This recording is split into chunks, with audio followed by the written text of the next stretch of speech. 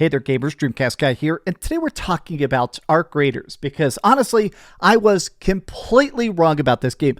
I did not expect it to be so dang fun, so easy to understand, and honestly so addictive. So this is an extraction shooter. I've honestly never played an extraction shooter in my life because I'd always heard mixed things. I've heard people say extraction shooters are too hardcore. They're frustrating. They're so difficult because of the permadeath. You see, the way that extraction shooters work is, in most games, Call of Duty, Battlefield, you respawn, you come back again and again and again, and you've got a loadout. Whereas extraction shooters, you have one life and you have one loadout. When you have a gun, that is your singular version of it. If you have a particularly high-powered sniper rifle you found, if you take it onto a map, if you die during one of these missions, it's gone. Now, it sounds like that would be incredibly annoying. It feels like constantly having your character progress reset. It sounds like that would be too tough, too punishing, but it doesn't feel that way.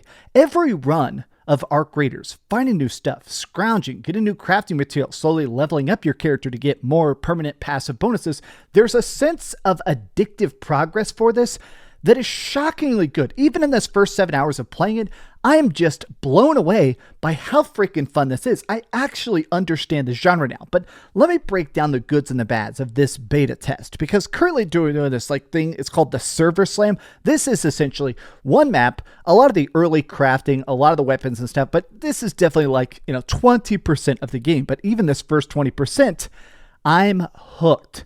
Let's talk. Hi. Hope you're having a great day, and if you could, please give this video a like and subscribe if you haven't already.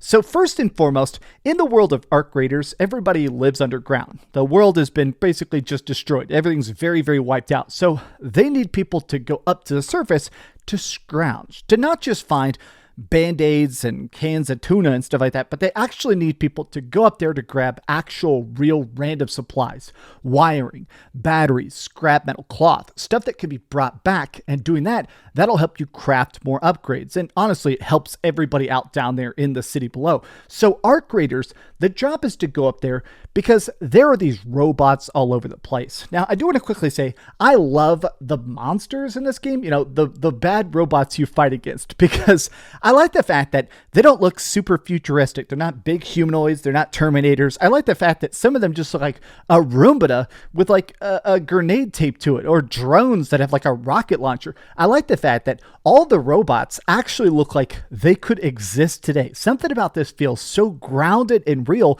which for me does kind of help the scrounging and stuff feel even more terrifying, because every time you die, losing your progress definitely feels extra intimidating. Now, most of the time, this game is definitely, I would say, semi-intended to be played in groups of 3. This does have autofill, so you actually get partied up with people, but you can also play it solo if you want. I decided to play like an hour of this completely by myself. Like purposely, I turned off autofill. It works surprisingly well because it feels like it has a different tactic. While you're out on this map, you're really not trying to get into too many of the fights unless you have a very good weapon, if you're very prepped, if you got a good shield recharge and you're ready to actually fight. You don't want to be going against like the big crazy walker monsters and stuff, and you don't want to be fighting against other players. These maps are semi-permanent. Now, one of the things I think works the best about this game and makes it so fun every single run is that the map, you can be there for 30 minutes, but when you're trying to do it, you can evac whenever you want. If you find an evac point, straight up do it. There's like these big elevators. It takes about 90 seconds between when you press the button and when the elevator actually lets you go down. So because of it, there's almost this strategy to go up there, find good items, and evac. But since there are other players and you're not all there at the same time, I've had times where I started a match and it's the beginning of my run and I could tell somebody else has already been there for like 10 minutes. I killed them and they had tons of crazy stuff, or you'll find buildings already looted. There's this very fun sense of permanence that makes it where as you're trying to scrape and find anything you can, I like the fact that everybody feels equally desperate. Now, this also leads to a lot of different tactics to play because there's like this thing called the quest system. People down there will give you different quests with very good rewards, extra schematics, extra crafting materials, extra money, and people ask you to kill a particular kind of robot or open a certain amount of boxes or kill other players. This game is PvP PvE, meaning that you can go against the bots. Killing them will give you really good crafting materials. Yes, the robots are deadly. Yes, the robots are very, very tough to put down. I had a time where there was this massive thing called a Rocketeer, a huge drone. We sat inside a water filtration point. Me and all my buddies had these upgraded sniper rifles, and we just put pot shots into this thing for like solid 10 minutes, just putting it down. And when we put it down, literally everybody was screaming into the mic. They were having so much fun. I love how much it is just difficult, but you can also find and kill other players. I had a time where I ran into a group that was just camping one of the exits. They were just literally sitting nearby of one of the exits, sniping anybody that was trying to evac so they could take you. When you were weakened, when you had all the good supplies, I like the fact that there's such different styles to play. When I was playing solo, a lot of times I'd sneak in there, grab a couple things. If I had a specific quest, I'd just get the couple things I need and get out. Now, you can also choose to go down onto the map with the free loadout. You don't actually have to take your good guns. So sometimes if I was just trying to test something out, or if I wanted to do a really easy quest, I would go purposely with the free loadout, go up there, scrounge until I'm at absolute capacity, and then evac, right? Just get in and get out. I've had certain maps where I was there for less than 3 minutes, literally. Run up there, loot a couple things. I have an elevator right next to me because I got lucky, and I evac'd. I like that. There's also proximity chat.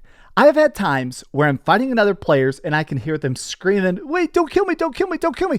Those little moments, me and my team, you can make team comms and you can choose to do proximity chat. I have had a time where there was 3 guys who accidentally got spread out in this swamp, and we managed to ambush the first guy, ambush the second guy, and the third guy was like, please, I've got full bags, and I personally sniped him in the head.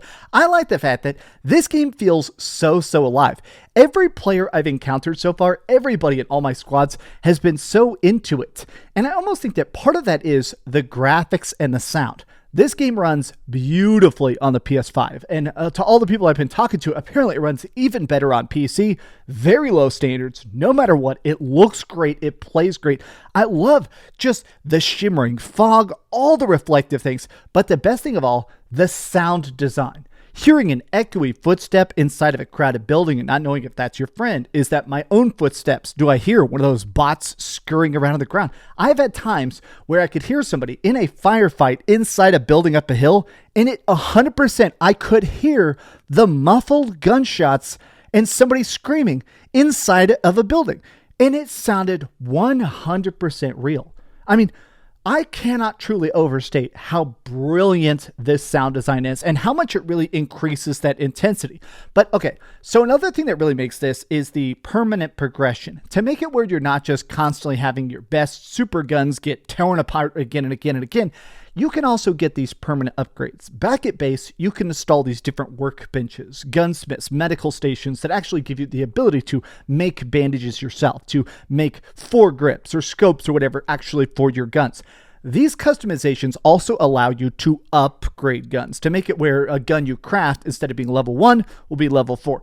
All of these upgrades, they feel significant. I do like the fact that every time I upgraded something and went back to that next match, I felt much stronger. But it does make it where you're not just instant requeuing. This isn't like Call of Duty or Battlefield where the match is over, just instant requeue.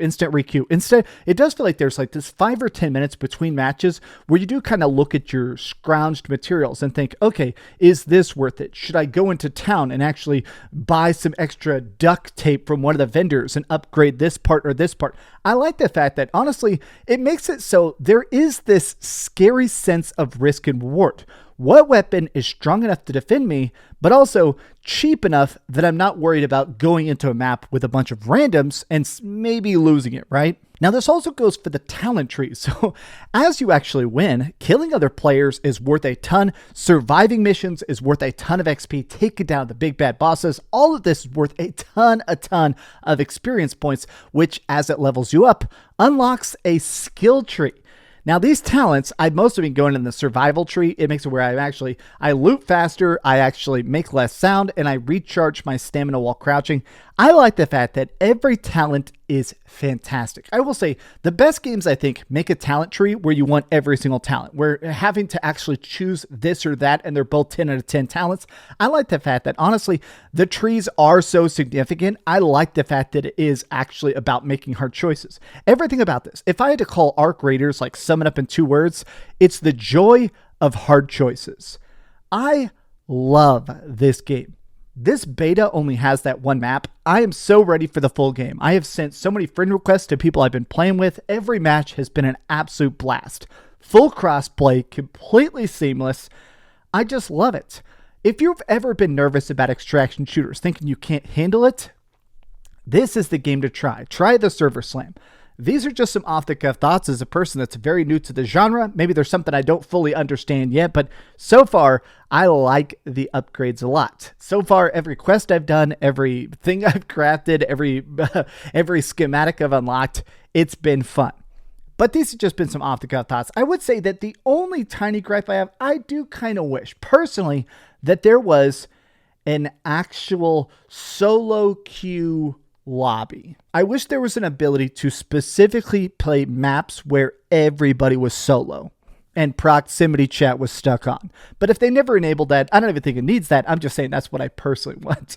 Well, I don't know. These are some off-the-cuff thoughts. How do you feel about the Server Slam? How do you feel about Arc Raiders? And do you think this is going to absolutely kill Marathon? Because PlayStation is apparently trying to make an extraction shooter, and at this point, I cannot imagine it's going to be even a fifth as good as this.